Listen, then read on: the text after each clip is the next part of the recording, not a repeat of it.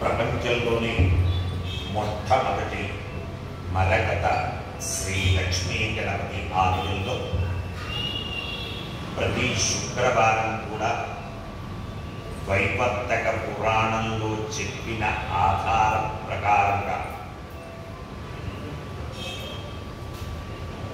ప్రతి శుక్రవారం గురు హోరాలో సువర్ణ పుష్పార్చన సేవ, మరకత గణపతికి సువర్ణ పుష్పార్చన సేవ గావించడం వలన మానవుడు పూర్వజన్మలో చేసుకున్నటువంటి పాప కర్మం, అంటే ఆ పూర్వజన్మలో చేసుకున్న పాపకర్మం అంటే ఈ జన్మలో మానవుడు ఏ పని తలపెట్టినా ఆ పనికి అడ్డుగోడగా పడుతుందట. అడ్డుగోడగా పడి ఆ పనిని సక్రమంగా నిర్వర్తించనీయదట. అలాంటి పాపకర్మాన్ని తొలగించుకోవాలి అంటే 21 శుక్రవారాలు వరుసగా మరకతంతో మలిచిన లక్ష్మీ గణపతి స్వామి వారికి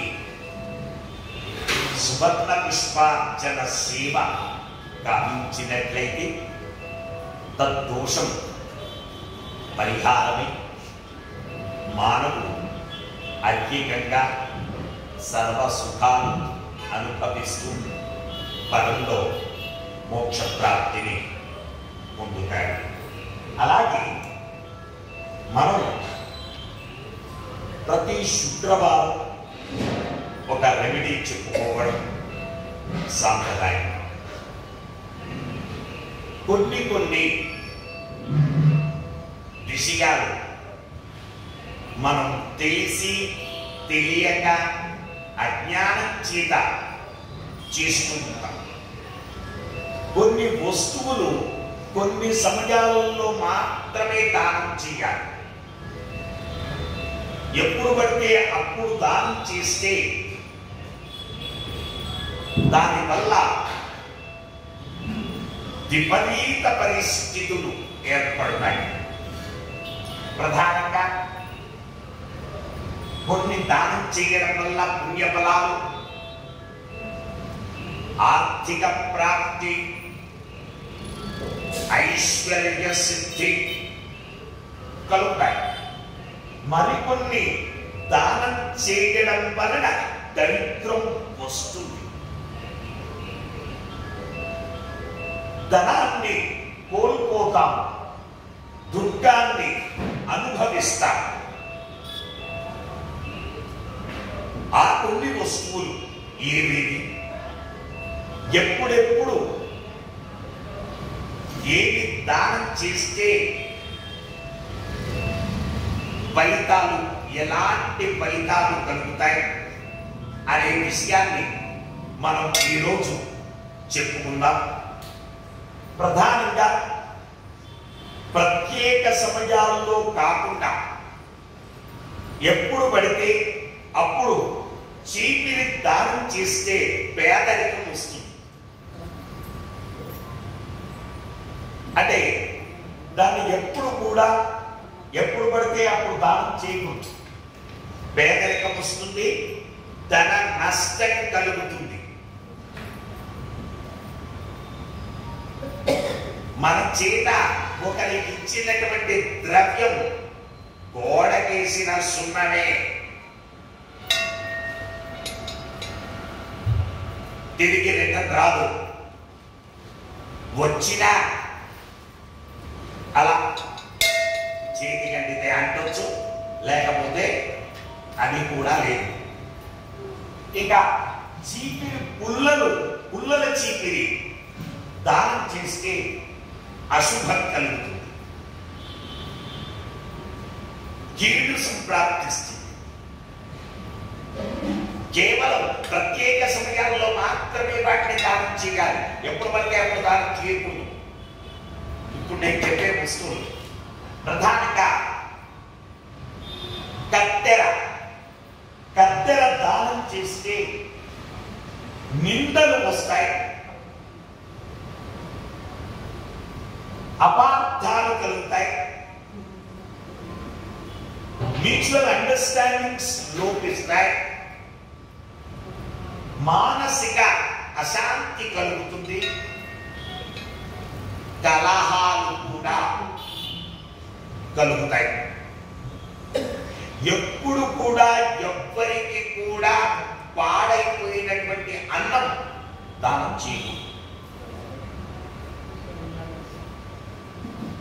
మన పెద్దవాళ్ళు తెలియక అమ్మా అని ఎవరైనా ఇంటి ముందర రాగానే ఏమే రాత్రి అన్నం మిగిలింది కదా అది పెట్టు అంటారు. అలా పాడైపోయిన అన్నాన్ని దానం చేస్తే కోర్టు కేసులలో ఇరుక్కుంటారు.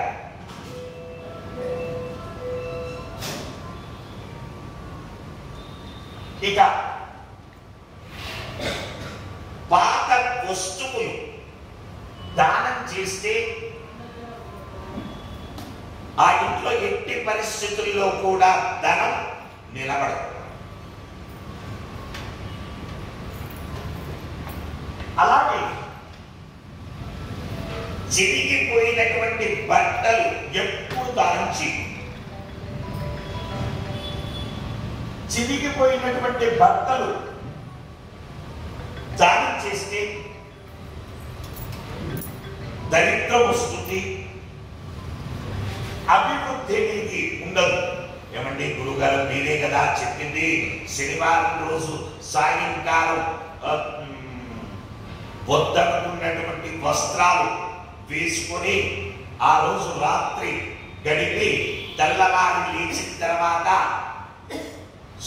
శనివారం ఉదయం ఆ బట్టలు విప్పి వేరే వస్త్రాలు కట్టుకొని వాటిని పడేసి రమ్మన్నారు కదా, పడేసి రమ్మన్నారు, దానం చేయమని చెప్పలే.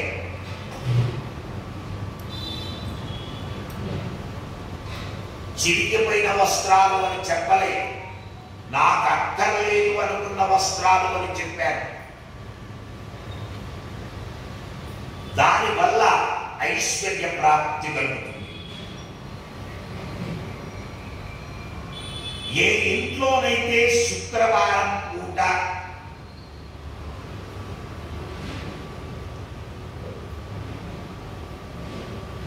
దాంపత్య సుఖం కలిగి ఉంటారో ఆ ఇంట్లో దరిద్రం వస్తుంది. ఎట్టి పరిస్థితుల్లో శుక్రవారం పూట రాత్రి సమయంలో దాంపత్య సుఖం ఉండకూడదు. ఇక ప్లాస్టిక్ వస్తువులు దానం చేయడంలో జీవితంలో వాడు పైకి రాడు, అధర్మపాతాలలోకి పోతాడు. ఎట్టి పరిస్థితుల్లో కూడా రాత్రి సమయంలో పాలు, పెరుగు, పసుపు, కుంకుమ, డబ్బులు, పాలు, పెరుగు, పసుపు, కుంకుమ, డబ్బులు ఎవ్వరికి దానం చెయ్యకూడదు. దానం చేస్తే ఆ ఇంట్లో లక్ష్మీదేవి నిలబడదు, పారిపోతుంది.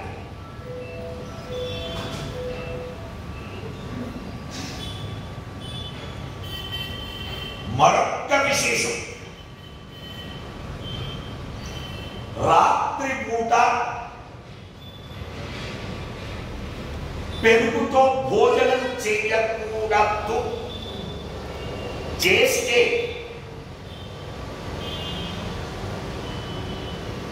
ఆ ఇంట్లో దరిద్రం వస్తుంది. అందుకే మన పెద్దవాడు తప్పని పరిస్థితుల్లో మజ్జిగతో భోజనం చేయమన్నారు. రాత్రి పూట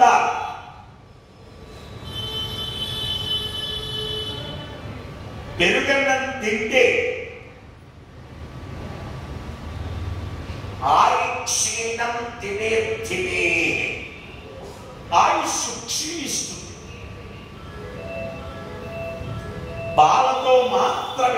రాత్రిపూట భోజనం చెయ్యాలి.